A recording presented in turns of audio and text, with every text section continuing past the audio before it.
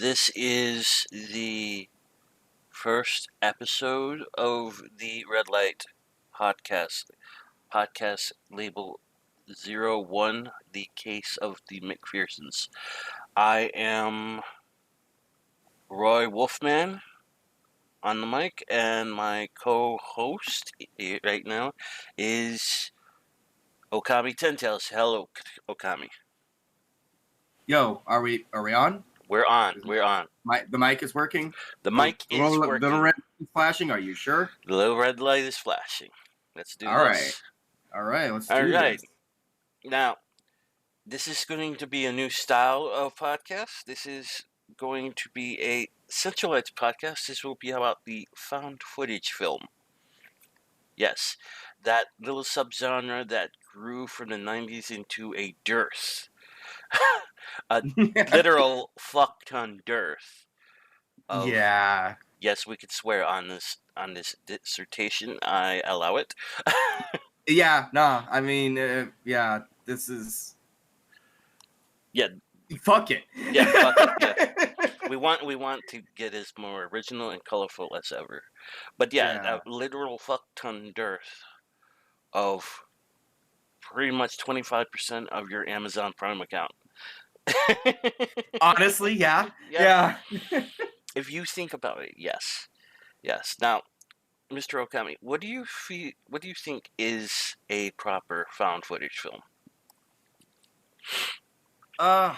Proper found footage. Oh God. When I think found footage, the first thing I think is definitely shaky cam, little tells on it that tell you that this was like recorded. Mm-hmm. With a camcorder or something like that. Right. I definitely think non-professional seeming. Sometimes not even like a proper like shot of what the fuck is even happening. Mm-hmm. Because people are freaking out too much. Right. And maybe sometimes depending on like what it is, like it starting with like a saying like the government authorities found this tape or whatever, and like these are the story. This is the footage that we're finally allowing you to see of this horrifying like documentation of this event. Mm-hmm. That's what I think. That is what I think. Right. If I could throw some extra in here, it could be also a documentary of documentation found at an event and it being put together. Yeah. I do think that's part of the found footage subgenre, as is called. Yeah, I'm with you. Shaky cam, off centered shots. A lot of motion. A lot of action because of running. Yeah. Some shots that you can kind of make out but can't. Sometimes it ends for the worst. Yeah. Usually if you get like ends like for the worst, yeah. Yeah, if you get like a really nice shot, like, oh, I can actually really see what's going on, you know it's about to be over because they're about to die, basically. Like pretty much. That's usually what it is. And you know this is gonna end with like, yeah, either maybe somebody survived and eventually released this footage, or this was recovered footage, basically. This camera got recovered after, and it's usually recovered or held back or put together through bits and pieces. Yeah. Sometimes the stuff is quote unquote held back, as you'd said. Sometimes it's just a reconstruction, but that is most of the gist of what found footage is. It's usually in the genre of horror and sci-fi.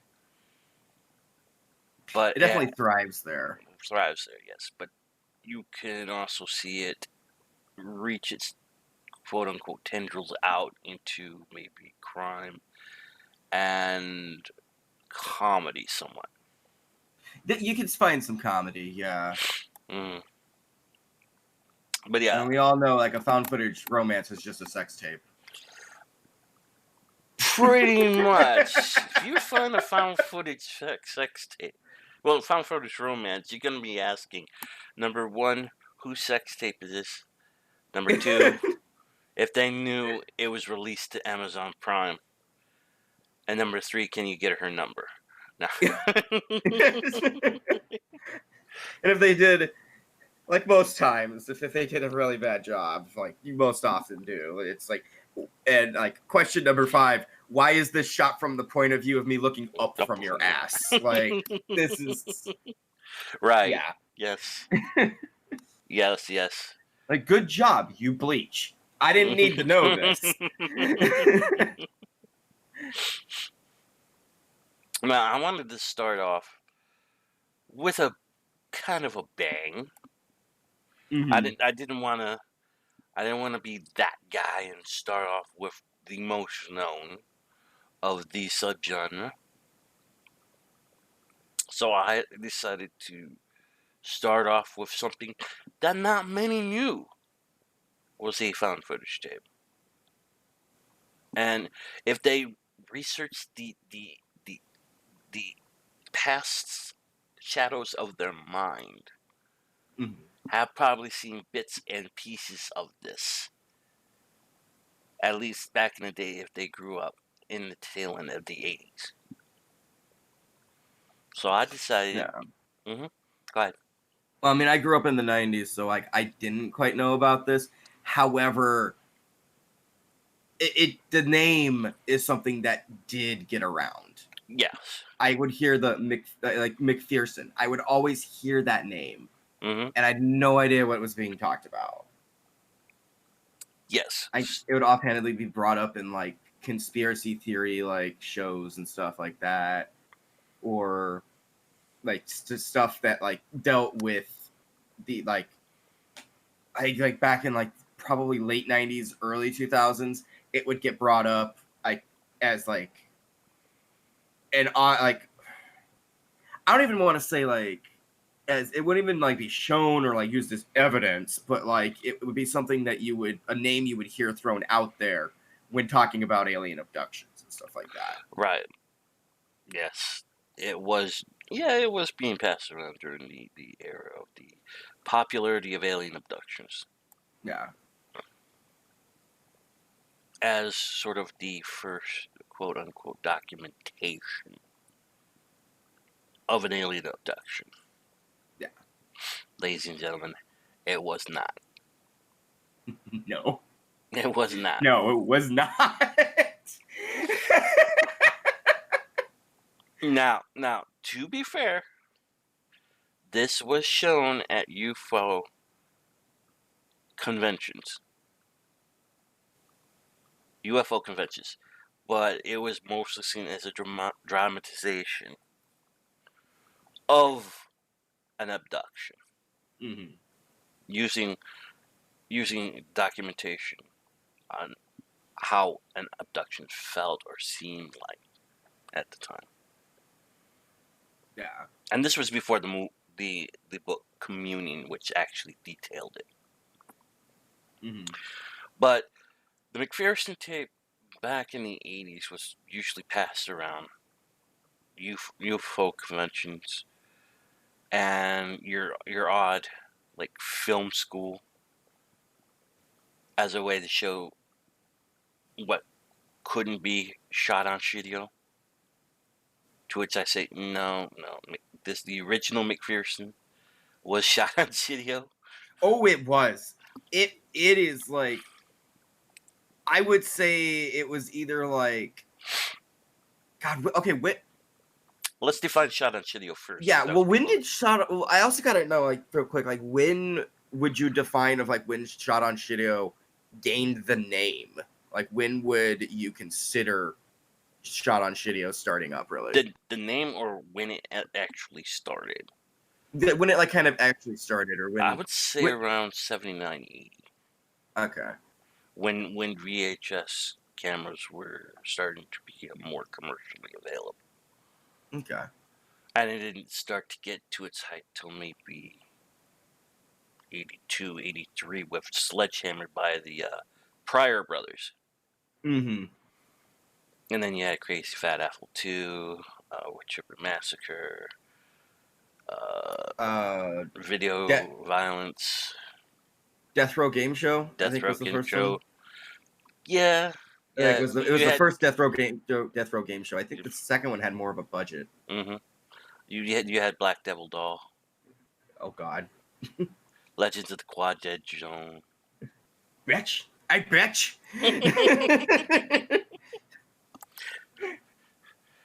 But Oh my it God. would be horror films shot on VHS quality, and nobody know how to get it correct. Yeah. Because you would have commercially available VHS camcorders, but you wouldn't have someone who would have the editing tricks and tips to make effects, if that makes any difference. Mm-hmm. So you would have people who would use it clumsily or wrong. You know? Yeah. McPherson Tape in this aspect would probably happen around the tail end of Shotgun Shitting Out. Yeah, I would say so. Yeah, this was the tail end of that, where most things actually started to have a budget. Mm-hmm. If they were gonna hit any kind of video or DVD. Yeah. Which DVD, yeah, that wouldn't happen until like the late 90s. But yeah. Well, let's see how I can explain it. People realized that commercial VHS was not a viable style, and it was better to film on 35 millimeter, then transfer it. Yeah. And it wasn't until direct DVD things started to come together. I mean, yeah. you don't hear of a genre called shot on shit DVD, do you? Not really. No, you'd heard of like direct to DVD, right? Which was itself kind of a death sentence, but a bit depending on who you're watching and who was behind it. Full Moon Entertainment thrived on DVD. Oh yeah, dude. Trauma thrived on DVD. There were a bunch of small companies that did make the transfer, but they merged together. I would like to say Image Entertainment, but I'm probably wrong. It couldn't be. It could have been Full Sail. No, Anchor Bay. I'm thinking Anchor Bay was the first, I think, collective of direct-to-video getting together and doing their own thing. But anyways, McPherson Tape would definitely show up at the tail end of it, like the very tail end. As I said before, it was shown in UFO conventions, passed around in film schools to show, camcorder movies done right, just for a lark. But here's where it gets fun. Oh boy. NBC picks it up and actually thinks it's an alien abduction film. And I gotta say, fellas, look, for all of those people who if NBC, it had to have been one of them who was like at one of those like alien conventions, like I Want to Believe conventions. Look, you're supposed to buy and collect the alien urine. You are not supposed to drink it. Obviously, you are a noob. You don't do this. Because then you start having thoughts like this. Yes. Go on. So they thought it would be nice to give it to Unsolved Mysteries. And Unsolved Mysteries presented it as evidence of an actual or somewhat actual alien abduction. I remember seeing this 1989 was doing my homework. I remember it clear as day. Unsolved Mysteries was on in the background because, fuck, we had nothing better to do. Yeah. Cable was popular, but it wasn't that popular. So, you had stuff on either to watch or as background. Mm-hmm. And this shit comes up. Me and my mom? I think my little brother was in his bedroom. So he didn't see all of it. But they were showing this footage, and I'm like, you have got to be fucking kidding me. Seriously? No, and it's not like seriously, you got this stuff? It was more seriously, it's like, you fell for this fucking shit? Dude! And they were like showing the ship and they're showing the aliens walking in. I'm like, you've got to be kidding me. Now, to show how this impacted Unsolved Mysteries was our first version of America's Most Wanted. Yep. America's Most Wanted didn't show up until a year later after the McPherson Tape. Yeah. This thing destroyed Unsolved Mysteries' reputation. Yeah, it did.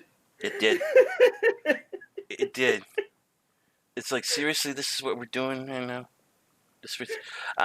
Now, to be fair, they did ghost stories. But hey, it's ghost stories. Everyone has a little fun with the ghost stories. Yeah. Yeah, no one believes it in anything, but still, it's a good bit of fun. Now you're presenting this like this is actual evidence of an alien abduction. Really? Get the fuck out of here. But no, it was there, plain as day. And I bet anyone who's around that time remembers a scene or two from this tape, but will not be able to place it until they were told that they saw that on Unsolved Mysteries. Mm-hmm.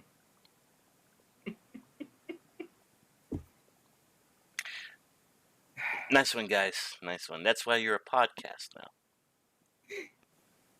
Yeah. Yeah. Yes. Shall we get into the particulars? Yes. Well, the first McPherson tape was put out in 1989. And it was written and directed by Dean Aliotto. And it starred Aliotto's friends, pretty much. A lot of these people did not go. No.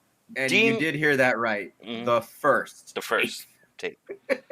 Dean was pretty much the 16-year-old brother, Michael. Okay. He's the one behind. I think he was behind the one behind the camera, because it would make sense.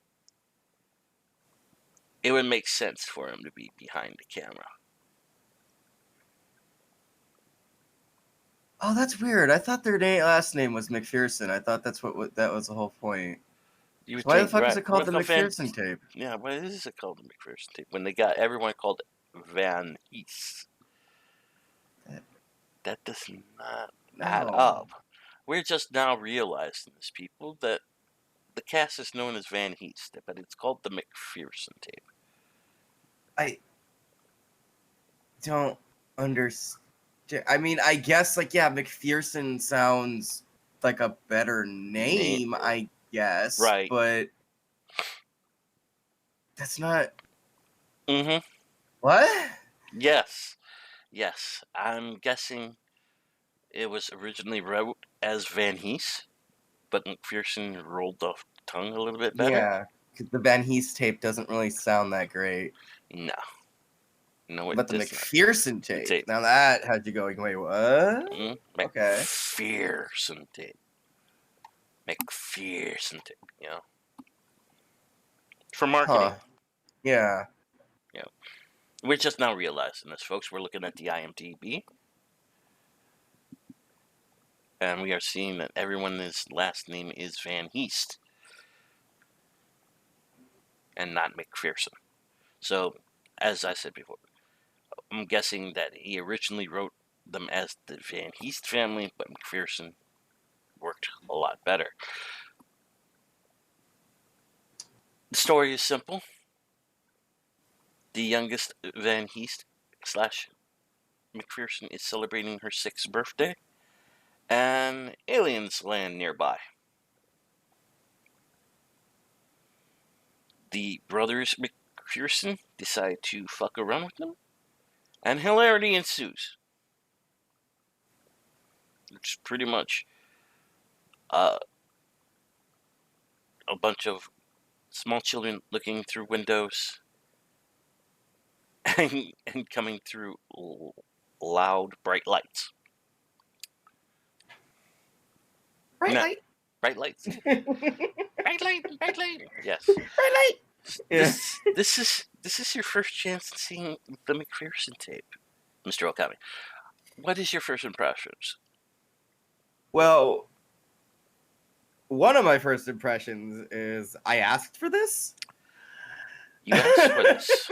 I did ask for this when we were watching a bunch of okay, keep in mind, folks, this idea literally just came out of we were just sitting and watching found footage films, and I asked, hey, this is the one that I keep hearing, like, and I don't hear good or bad out of it. It just it's a thing. Mm-hmm. So McPherson tape, lay it on me, and you just flat out were like, okay, and we did. Anyone who believed this was real is high as shit. Well, they got the drugs that I want. Let's put it that to way. play devil's advocate, we could have been easily swayed in the 80s due to practical effects. I'm not gonna lie. Not in the case of this. Not in the case of this, but you could see it sway someone. I could, but again, this is so, and especially when they come when they walk in with one. No, that is someone in a mask. That is so obvious that that's what it is. That it's no, but on a purely technical level of this thing, yeah, I'm impressed that this clearly just family doing this for the first time was able to pull this off, because it's not bad in that way. Right. How would I explain it? It's someone's first time, and they do a good try at it, but it could use a lot more work. Oh, definitely. It didn't need to, and I get it. They're trying to get it close to a feature length, but look, this didn't need to be over an hour. This definitely did not need to be even. This could have been chopped up into 30 minutes and actually been pretty effective. There's a lot of just fluff that needed to be taken out of this. There's a lot of them just sitting around doing nothing. And I guess that does happen in some found footage, but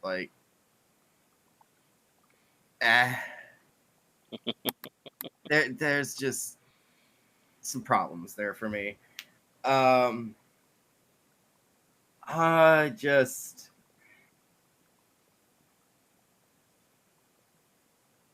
Yeah, no, I can see what effect this had. I could see that this was definitely a good way of that I could see this affecting the culture of found footage and of just film school in general. Right.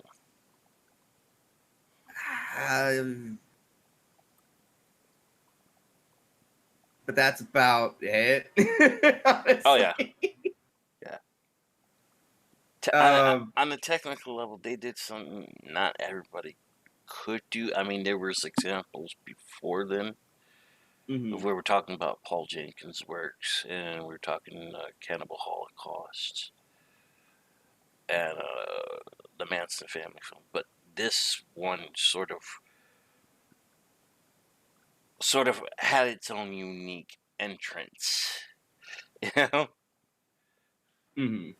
And yeah, ladies and gentlemen, it's VHS tape of pretty much a family trying to act as panicked as possible without looking overly hammy.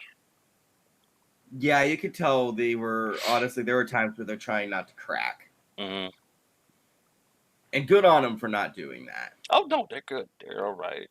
I'm not. Um, I'm not gonna say that this is wrong because of that, but as you said, there is a lot of fluff to pad out to at least an mhm. hour. Um, they also don't get certain things that I think Alioto wanted to put out really clear. For instance, mom's alcoholism. Yeah, no, they offhandedly say it, but like Right. It's more of a it. throwaway, Yeah, and it's set aside in order to present the alien abduction. If that makes any sense. yeah. No, like I would have actually appreciated a much more focus, like pointing that out and like focus on that throughout. Or how Michael's a lazy son of a bitch here and there. Yeah. Um, Again, another throwaway lines. So we can present the big reveal of of the spaceship and the aliens.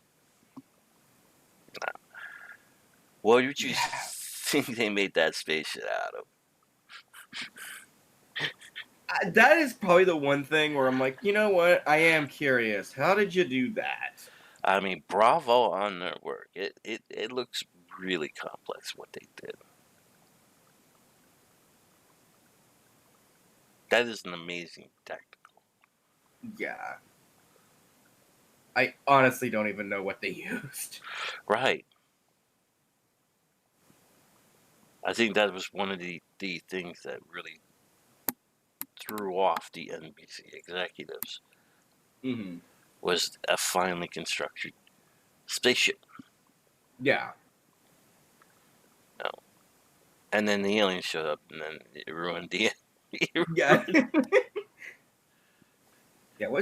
Their ship is there? Impressive. The aliens themselves, you're like, oh no, now you just shit the bed. yeah.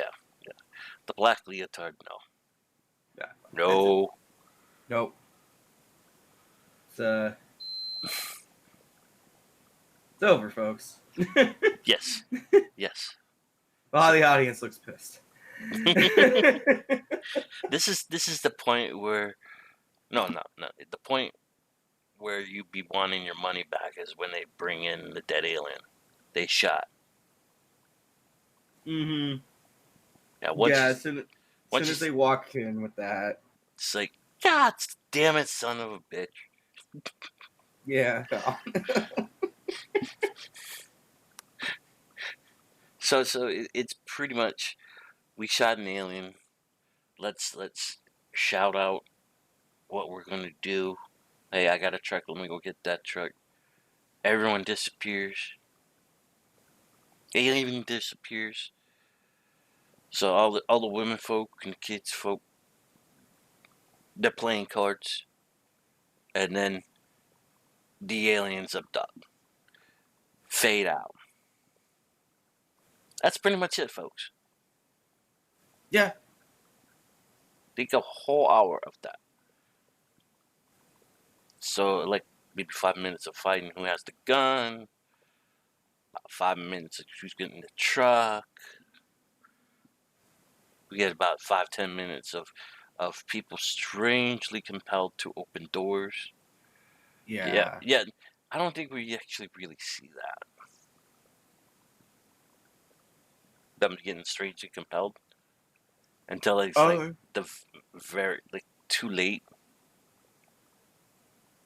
Yeah, no, it's legitimately like not until like the end when they're suddenly playing cards. Like they are just compelled to just go play cards in the other room. Mm-hmm.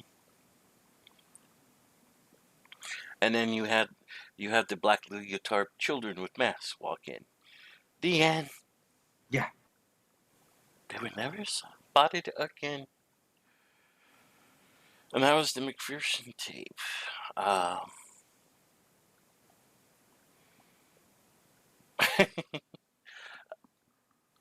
Again, if you were tricked by this, you were smoking something, or you were Or that mentally handicapped. yeah. That is, I cannot defend a damn person falling for this. I just can't. Yeah. Like, again, maybe if all you saw was like the lead up to the ship Mm-hmm. and you never once saw the aliens themselves, but once you saw those, no, I cannot believe that you fell for it.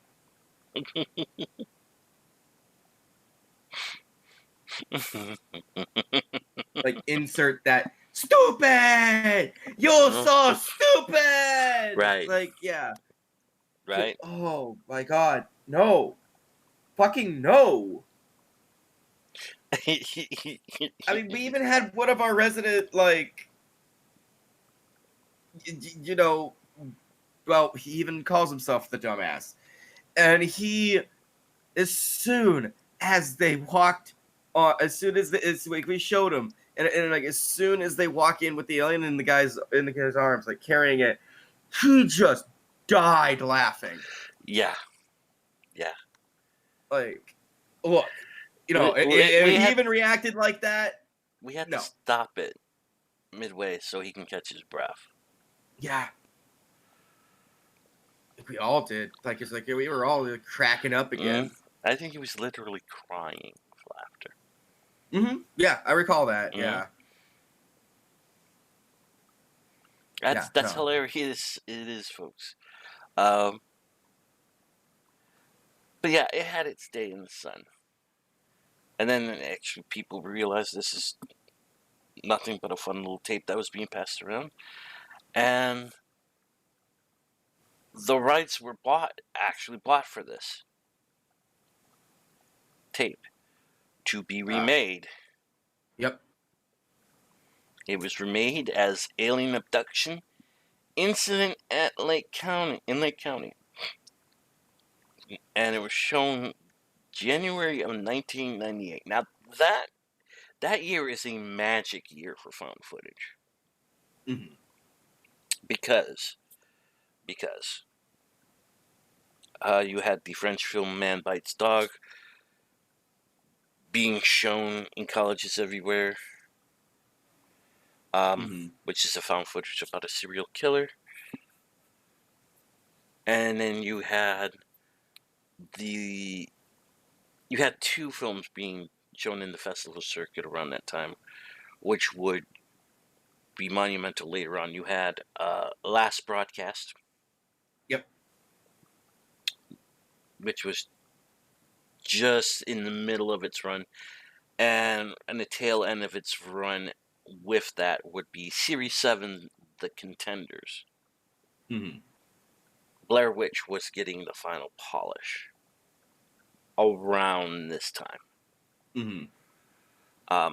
So you had the remake, also known as McPherson Tape, but also known as Alien Abduction Incident in Lake County, remade by UPN. Yes, Where that's talent it. Goes to die. Where talent goes to die.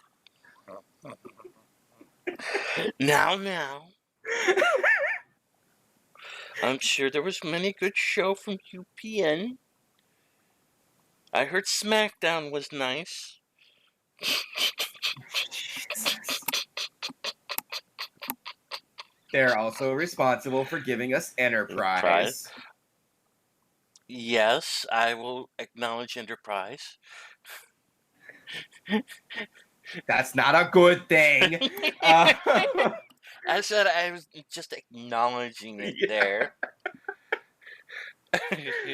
Yeah, no, like I quoted that too when we brought it up, and I joked. I made the quote from Family Guy, like early Family Guy. Best, which let me say this because I think I've brought up quotes before in like my recordings, my other podcasts and stuff like that. Mm-hmm. Early Family Guy, like the first 3 seasons, is some of the most quotable shit, and I love it. And like that quote right there, which was just this girl talking to Chris and saying like it's this horrible place where you're waiting, where like nothing good comes from it, and you sit around just waiting and hoping for death, but death never comes. And he just immediately, without missing a beat, says, "UPN." Yeah. Yeah. It feels just about right. Yeah. Yes. So they bought the rights to this movie. They got Dean to direct it again, but they added Paul Chitlick to do the teleplay version. Now, if you're not familiar with Chitlick, he's done writing for several syndicated television shows. Oh dear God, VIP. VIP is one of them, which was on UPN, baby. That was a UPN staple syndicated show. He also did. Beyond Belief. He also did Beyond Belief, Twilight Zone. I love wrote. Beyond Belief. He wrote 5 episodes of Small Wonder. Small Wonder. Huh. He also got his foot in the door with a couple episodes from Who's the Boss? Amen. So you'd think Brothers was the Dead on Arrival series. Yeah. Anyways, you would think, oh, we got a big name television writer on it. It'd be a little bit better. Well, it was a bit structured better. Yeah. Yes and no. Oh, yes. On it being better. Better structured. I'm not saying overall. I'd say I was more entertained by it. Okay. Fair enough. It kept my attention better. And I was actually kind of concerned for these characters. Okay.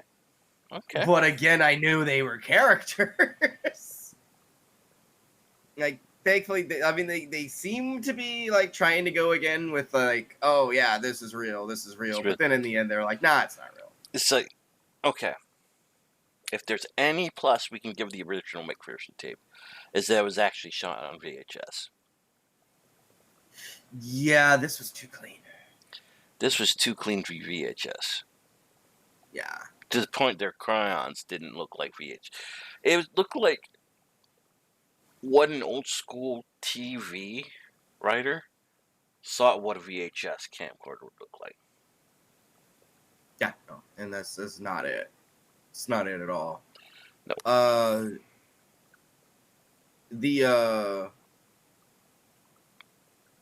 Oh god, what was the term you used?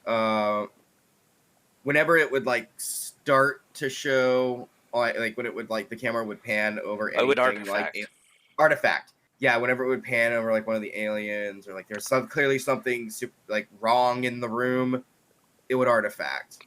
Mm-hmm. Now artifact is to block up, pixelate. Yeah. and it made sense. Mm-hmm. It made sense with that idea. Yes. I will also admit that this got it a little better with the idea of, like, obviously the aliens did some type of EMP. Yeah. Instead of They knocking try to down a say that, yeah, transformer. Yeah. which they try to say that in, like, kind of sort of try to say that in the original. Like, it's kind of hinted at, Mm-hmm. but at the same time, then, like, suddenly it's like, oh no, like, these things are working. Oh yeah, these are still working. It's all good. It's like, then it clearly wasn't a fucking EMP, now was Was it? it? Yes. Yes.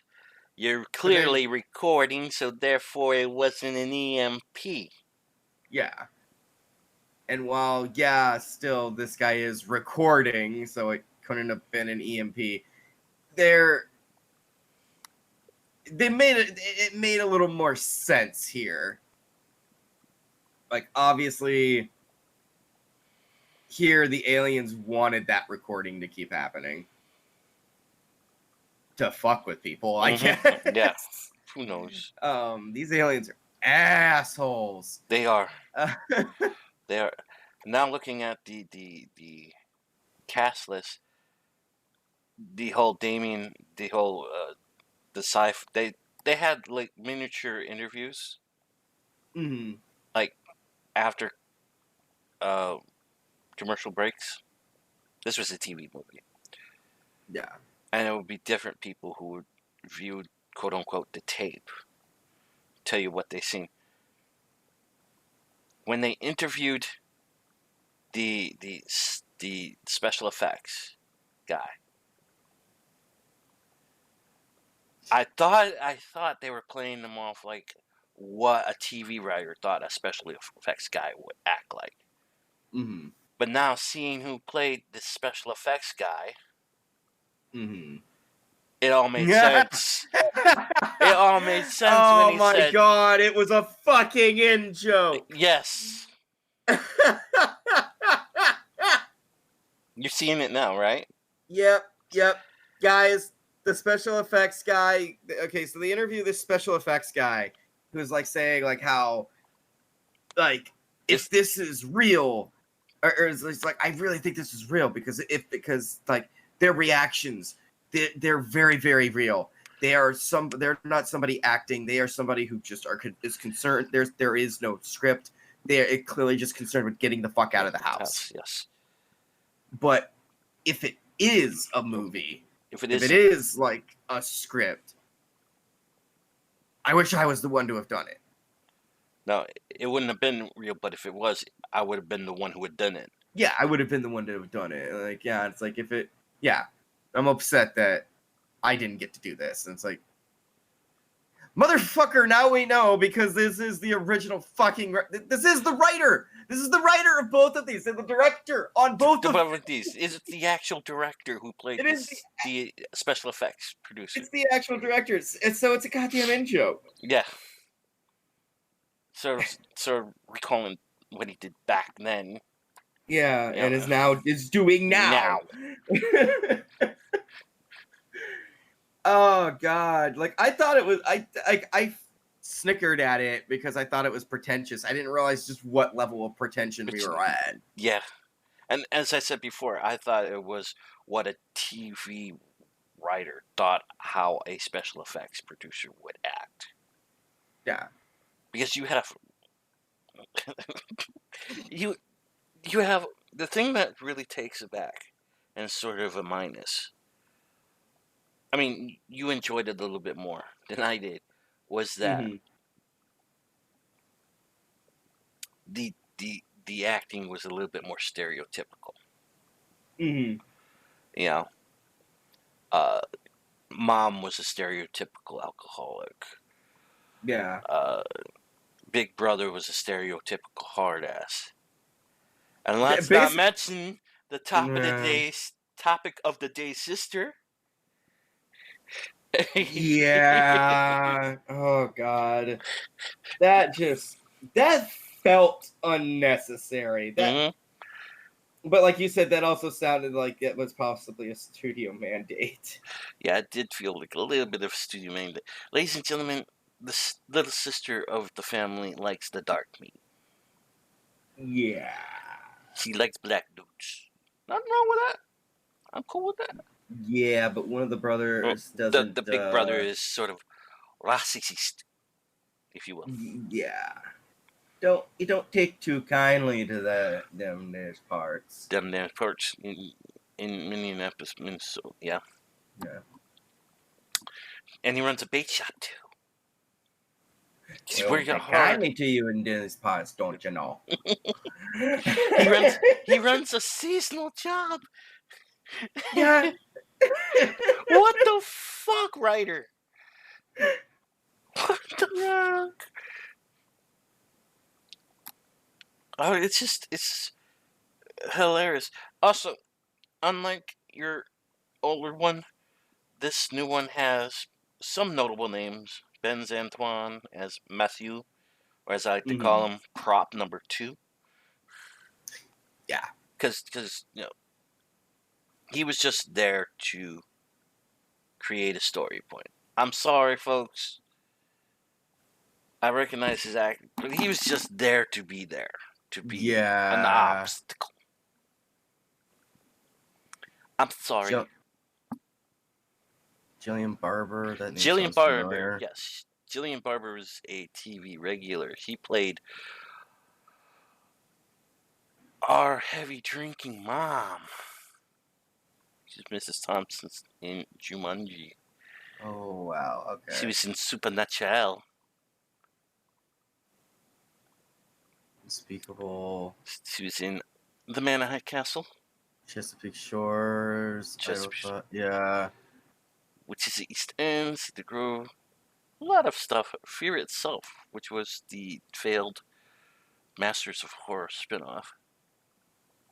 Okay, 2012. Mm-hmm. She's in stuff like Beneath, The Dead Zone, The 440, The Collector, Smallville. She was also heavy in Stargate SG-1. Yep, SG-1. Out of Order. Yeah. Mm-hmm. Yeah, she's heavy into TV. She's also the voice in. Oh my God! Sherlock Holmes in the 22nd century. 22nd century. Mm-hmm. Wow. Guest voice. Okay, but And all right, but all 26 episodes. We didn't get to her live action child's TV debut in Los Luchadores. Los Luchadores. Mm-hmm. I know a friend of ours would get a kick out of it. Oh, oh my God! I actually do remember seeing her as the factory receptionist in Cats and Dogs. Mm-hmm. Oh my God! Yep. Adventures from the Book of Virtues. Mm-hmm. She was Aurora. Oh my Beck God! She was in Sabrina the Animated Series. Oh wow! Mrs. Drysdale in the New Addams Family. She's a TV heavy. She was in Disturbing Behavior. Mm-hmm. Judy Elfkin. And then the McPherson Tape. Yep. And then she was in Millennium. Just a good series. Poltergeist: The Legacy. Let's talk about the better. She was Penny Northern in the X-Files. That's where I know her from. Yep. Shit. Okay. She was also an Action Man, Sliders, The Commish. Like 2 times the Doctors in the Commish. You see her jacket is very big. She was in Needful Things, goddammit. Yes, she was. Yeah. Oh my God. This Diagnosis Murder? Bordertown. I remember seeing her in Bordertown. Beachcomber. The Stepfather. Mm-hmm. That's where first she cut her teeth. Yes. Yeah. Sorry, guys. If you wanted to get somebody if you wanted to make this look like these are like regular people, kind of failed there because. I immediately recognized Our Lady here. I recognized a few of them. Even like once he got in front of the camera, the fucking kid actually even looked familiar to me. What did they call him? Kurt? He was Aaron Pearl. Oh yeah, no, oh no, that was the Oh, that was the Mr. elder. Racist, right? That was Yeah, Mr. Racist. Aaron Pearl. Yeah, but oh yeah, I've seen him. No, No, Brian. Brian. Brian was the one with the hot girlfriend. Oh no, Tommy. Tommy? Okay. Yeah, But now I've seen Brian. It's Tommy Christian Ayer. He is a voice talent. he's a voice talent. Yep, I thought that voice sounded familiar. Oh my god. Inuyasha. Okay, so we have. He hasn't done much since 2008, but Sekugan no Shana. Elemental Gelade. He was in Jake 2.0. Voyage Dang of the Dang You're Unicorn. Dead. He was also a Stargate actor. Yep. When I Tricked the Kids, the TV show. The new Ghost Rider Mysteries. He was Henry Fiction Strickland. Stories, Space Cases. I now know where I saw him. I was a big Ghost Rider fan. Yeah. Alien Defender Geo Armor Cushing Core. Wow. Yeah. And no, I did see him. I did see a couple of things that he was in. I actually remember Honey, I Shrunk the Kids TV show. Mm-hmm. That's a discussion for some other time. Oh god. Yeah. So yeah, you kind of failed. Yeah, once I saw several of the actors, I remember first saying, I've seen you guys before. Yeah. Where did I see you guys before? I definitely recognize. Yeah. Aaron Pearl. Yeah, I definitely recognized him. Mm-hmm. Like,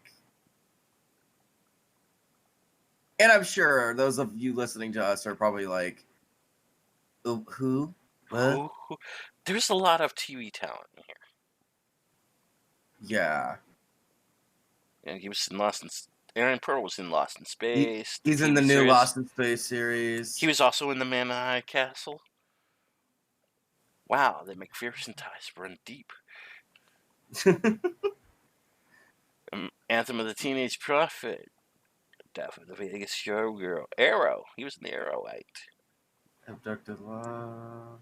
Abducted Love, yes. No Man Beyond the Sport, The Sharp Fingers, and Claiborne County. R.L. Stein's The Haunting Hour. Yep. Bates Motel. Yep. King and Maxwell. Becoming Redwood. Lloyd the Conqueror. Rise of the Damned. Supernatural. And he was in Supernatural, too, yeah. Fringe. He was in Fringe. Stonehenge Apocalypse. Yeah. That's where I saw him. He was in Harper's Island. Are you familiar with Harper's Island? That one is familiar. This was the soap opera that disguised itself as a slasher film. Oh my god. No, I do remember that. And each episode someone dies. Yep. Yeah. I fell off of it pretty quickly, but I do remember that. Yeah, I kind of did too, but still. The Elwood Intelligence. He was in the War. He was in White Noise too. Lost Holiday. Yeah, White The Noise remake 2. Black Christmas. He was also in Dead Zone. Yeah. X-Men The Last Stand. He was also at the Hitchhike X-Men 2. Even if it's small bits. Yeah, he was a striker soldier. Yeah, even if it's like small little bit roles, like you do start to notice some of the same people. Like, so this, yeah, the Titanic. He was in Highlander. He was in Poltergeist Legacy. Fancy that. In the same episode as Drunk Mom. There you go. Yeah. This. Oh, wow. The Crow, Stairway to Heaven. Mm-hmm. Yeah.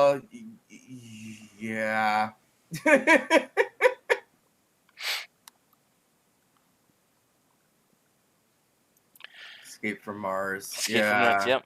But no, a lot of these people was recognizable. Yeah. So this, thankfully, they don't like hinge on that because at the very end they do flat out give you credits and explain like, these people as this was a dramatic, like, whatever dramatization. Mm-hmm. But like, this it was better produced. The little girl. Oh yeah, you want to? God, I wanted to deal with her.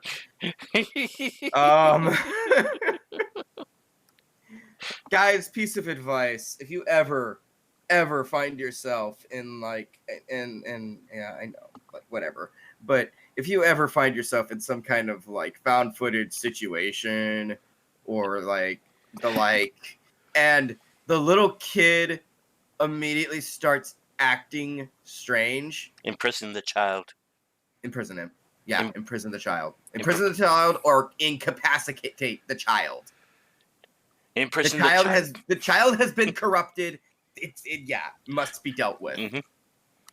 If you want to survive.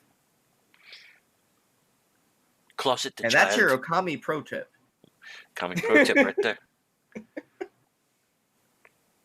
But no, I plan to try to give at least one every one of these episodes. Yes. Ookami pro tip 1: imprison the child. Yes. Ways to survive found footage. I think we kind of agreed to disagree on the writing. Yeah. I wasn't feeling it at all. As I said, it felt too TV-ish. Yeah, and I think that's what drew me in, though. Because, like, at first, I was making fun of it. I was laughing and shit. But eventually, I was drawn in. You were compelled, yes. I was compelled. And then there would be a commercial break, and I'd get annoyed. We see Dean's ugly mug. Get the hell out of here, Dean! Yeah.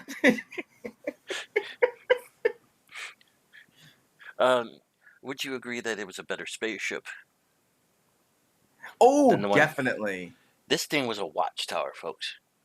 Yeah. Or someone built a shell for the monkey bars at your local playground and put it over it. And looked amazing. It did. It looked really good. And even, but we don't actually get to really see them, and that was perfectly fine by me. Mm-hmm. The aliens. That was a smart move. Yes. To not let us see them, especially because, not fully seen. Artifacting definitely happened anytime that they came, mm-hmm. even remotely on screen. Mm-hmm. The effects that they were having, like the messing with them that they were doing. They go to run out of the house, or no, they weren't even going to run out of the house. They were going to lock the door, and like right in front of them, the locks turned and locked it. Mm-hmm. And they're like, what the hell? How did that happen? And then a sound that we can't even hear starts to like fuck with their heads. Right. Like they're using like ultrasonic sounds. And we had the nosebleeds. We had all sorts of shit going on here that honestly. Oh, and I think one of the most realistic like moves that they could have done for this. Kid pisses himself. Yeah. The kid pisses himself, and the brother immediately tells him, "Look," like as he's like freaking out, he's like, "Look, I'm not going to tell anyone. Nobody's going to judge you." Yeah, like perfectly normal reaction. Yeah, it is. It's a perfectly normal reaction. Granted, I did have fun with the scene later on when he goes upstairs and changes his pants, and we realize there's an alien in there. He turns and sees it, and I'm just immediately like, no. Remove the shirt now. It pleases me. Like, yeah, no, that alien was watching him. Yes. It's like, It was. oh, voyeur aliens. Okay, cool. Mhm. And then you had the laser pointers as the heat rays. Mm-hmm. Yeah. At first, like the first couple of times, yeah, the heat rays, they did good with that. Like the next time that light one that's just floating around, that was like, okay, you cannot tell me that was not a goddamn laser pointer. That was. I think I made the comment that these are humans, not cats. Yeah. Your laser pointer has no power here. Yeah. No. So. And then it became a slowly infecting death ray. Okay, then. Yeah. Yeah, it's like, oh, okay, cool. You could have done a little bit more with that, but okay. Yeah. Like the random branding happening on their skin, which we do not see a source for it. Right. One of them having a seizure. Yeah, that was the death ray. Yeah, I think she got out the best, honestly. She's dead now. What? Yeah. Oh my god, that kid. That fucking kid. The compromised child. Yeah. It's okay. Let's go do this now. No! It's literally the last thing you want to do. And that's what happened. The last thing she did was let the aliens in. Yep. While all the menfolk are looking for their dicks in their hands, I think. I don't know. Yeah. We already knew, like, yeah, the two of the brothers and the boyfriend just, like, fucking disappear. Disappear, yep. We're going to look for a truck battery. Yeah. Then the one sister, I think, or girlfriend or wife, whatever, I don't know, dies. That is girlfriend. Yeah, and then the rest of the time they're just sitting there, they're playing cards. He's dealing with a headache. Actually, I think, okay, his monologue in front of the camera, well, yes, that is so textbook, like, found footage these days. First of its kind. Yeah, honestly, it was. Yeah, I would say, yeah, first of its kind, if not, like, one of the earliest instances of it. And it's effective here. Because I do believe that somebody would just finally, they'd sit down with the camera and they would be like, yeah, this is happening to my family right now. I don't know who's gonna find this. I don't want to die. I'm not ready to. I don't want to die.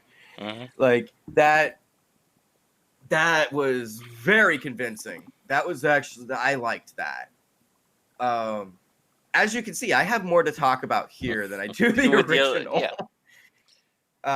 For better or worse, though, because yeah, there are some things that I'm like, yeah, but overall, no. I feel this was an easier watch. Let's put it that way. Right. Do I once again feel like it should have been over an hour and a half? No, but that's mostly the filler of actually the interviews and stuff with these other people. And then the intro and the outro. Yeah, otherwise there wasn't really any real padding to be had in the footage itself. No, I would actually commend it for actually keeping the pace up. Oh yeah, like supposed to do. Yeah, by the time they get to they covered a few of the same beats that the original did, and even kind of ends on some of the same beats, but yeah, by the time they got like halfway through, like they were already like where I think took them like 20-30 minutes in the original to get to that point. They were there within like 10 to 15 minutes. 10 to 15. And it was far more believable that way. Yeah, once you start fucking with the electronics, things like start like exploding and shit like that. It's like, okay, these aliens are assholes, but I get it. Right. Um, And you sort of get a feeling of the fruitlessness that the youngest kid has with trying to keep everything together yeah, with his mom's alcoholism and trying to get his brothers to help. yeah, and they're like, "Yo, why didn't you say anything?" It's like, "What the fuck am I supposed to? Well, why didn't you stop her? What am I What are you supposed to do?" Yeah. And like the one time he does, he even makes an attempt. He basically gets it thrown in his face. And it's like, "You're a fucking child. Why do I care what you have to say about me?" It's like, yeah, that fucking hurts. Mm-hmm. Yeah. And And I think I made a little jig about that. yeah, I think I think she's alcoholic. I think she's alcoholic. I really think so. so. uh, yeah, oh god, even like hallucinations that they have. Mm-hmm. Like, I really bought that they were having those hallucinations. Yeah, no, I sincerely actually like this. Okay. I know you had problems with the fuse box outside. The fuse box outside drove me up the wall because, as someone who's lived up in the north, that is a death sentence for you. Yeah, Minnesota really shouldn't be having that. Right. I can understand if it's Texas. Yeah. I can understand if it's Florida. Not in Minnesota, I'm sorry. This is California thinking happening. Mm. Not against the I, Californians, but you kind of want your fuse box inside during the winter. yeah. Well, plus I've never actually liked the idea of somebody having their fuse box outside. I don't like the idea of the fact that I think we have our fuse box outside because you kind of leave it open for people to fuck with it. Right. Like, come on. I'm going to rob you, so I'm going to cut all the power from your burglary system out here. Yeah. Yeah, legitimately. Like, this is how a horror movie starts. And, well, lo and be fucking hold.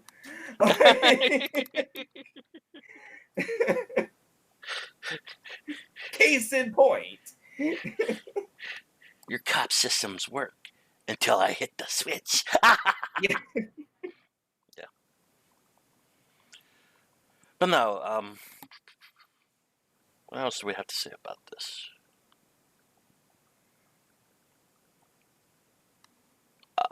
Out of the two, which would you say go look for first? As much as it pains me to say this, I actually think you should watch the original so you can compare it to the remake. Right. I think these do deserve to be compared. And I feel they should be watched in order. Yeah, I can see that, yeah. However, if you're not remotely interested in comparing these, then just watch the remake. It'll be an easier watch for you. You can get the McPherson Tape over at vinegarsyndrome.com. Yep. And you can get the McPherson Tape at ebay.com. Because I don't know who distributes it. Because UPN's gone. Yeah, UPN is long gone. Try the UPN store. Oh, no.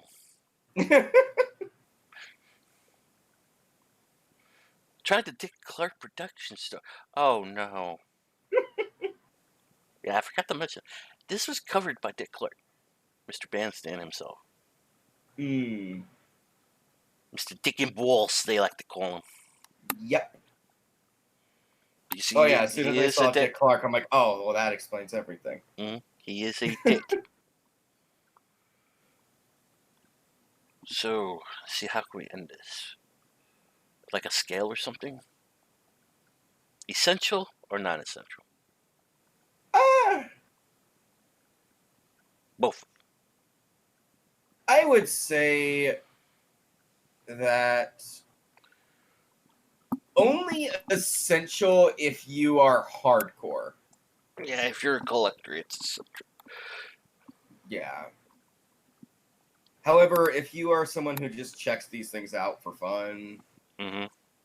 you can skip this and you're not missing anything. Yeah. Yeah. I mean, if you're just following the line, sure, check out one of them. Yeah. In which case, I would recommend the remake. Remake, right? And I wouldn't recommend the original. Yeah. Whatever your flavor. And with that, Mr. Ookami, your socials. You can find me over on Podbean with the Wolfston podcast with the rest of my crew. Come for the anime, stay for the horror. You can also find all sorts of other shows coming up under our flagship over there. Roy and Doc's adventures are slowly being released over there now. Yes, with the Starlight. Yes. Yep. And this will be a proper Wolfston podcast. Yep. Yeah, this will be a proper. Yep, the new episodes will all be airing over there. Yes. It is a proper Wolfston Starlight production. Mm-hmm. Co-production. Yeah. Yes. And anything else? You can also find me on Twitter, Tentold Ookami. That's TENTAILEDOOKAMI. That's my name. Don't wear it out. You can also support us over on Patreon with the Wolfston. Check out stuff before it gets any proper release to the public. All for just $1 a month. So be sure to check that out. Behind the scenes, new stuff, original content. You name it. Yeah, you name it, it's over there. Just $1 a day, you could feed a podcaster one bag of Cheetos. No. Oh God, I mean I've seen them use $1 and like sending money to feed and take care of animals, and I've seen them sending money to feed and take care of elderly Orthodox Jews. I'm not fucking joking. No, that is an actual commercial. It is very big from where I'm at. Yes. Oh God. Mm-hmm. Mima lost a husband. Will she lose a son too? Help Mima out. And the next Dragon Ball Z. I will also say this. Mom, if you're listening to this, get out of my room.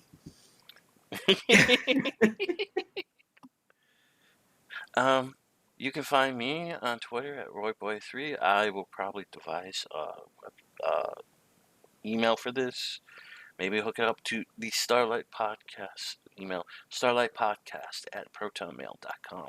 If you need to ask any questions, need to offer any suggestions, that is the place to go. And with that being said, this audio document is now complete. 011 001 out.